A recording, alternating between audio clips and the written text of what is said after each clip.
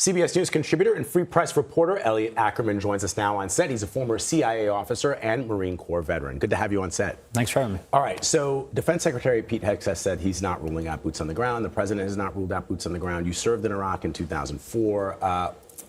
What is the reality if the president decides to send ground troops into Iran? Yeah. What would that look like? Well, I mean, there's a whole range of options. I mean, we've talked about the nuclear material that exists inside Iran. You could imagine a limited raid, and we have special mission units that can do this to secure those materials and be, in and out in a handful of hours.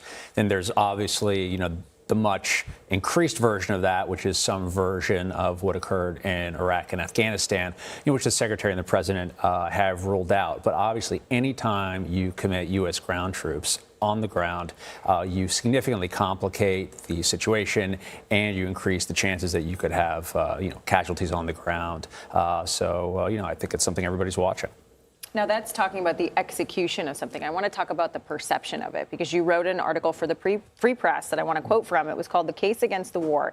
You said, "War is fundamentally a political act. A president who doesn't wage politics while also waging war may find himself quickly losing a war on the home front, particularly in a republic." And this is something that we've been talking about, right? The perception of this, the messaging.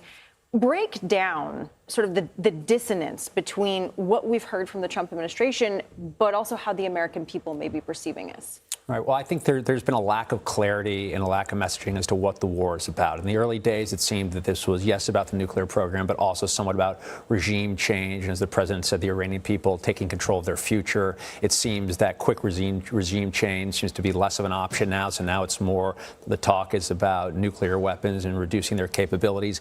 But at the end of the day, all war is politics. The secretary said in his news conference today that the war will end when we say it ends.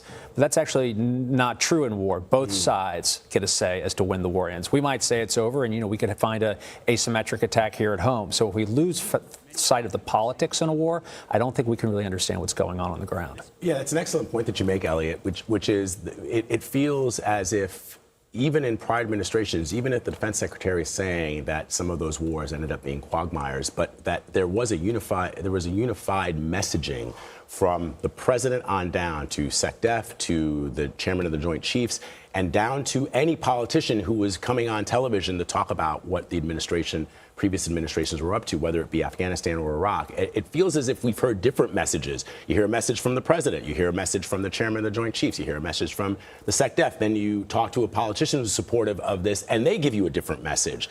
They're talking about expanding into other countries, Cuba. I mean, does it feel to you, if you were serving today, how would you feel about what you've just seen over the last almost 2 weeks? Yeah, I think probably most of the men and women who are doing these jobs are very focused on their jobs. They're incredibly professional. But as a spectator, I will say, that what's remarkable to me is if we think about Iraq and Afghanistan, those were wars where, President Bush took it to Congress. There was a bipartisan resolution before that war started, and still it became a wildly unpopular war.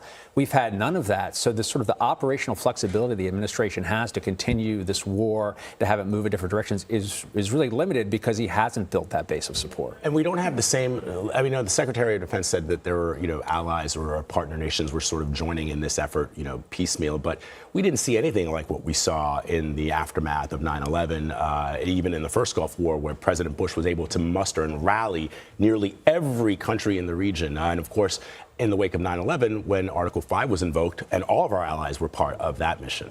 We haven't seen that here. Right. And I think the situation that creates this administration is there's very, very, very little margin for error. So if we are committing boots on the ground, it seems as though, we're one bad mission away from this war really running afoul of the American people.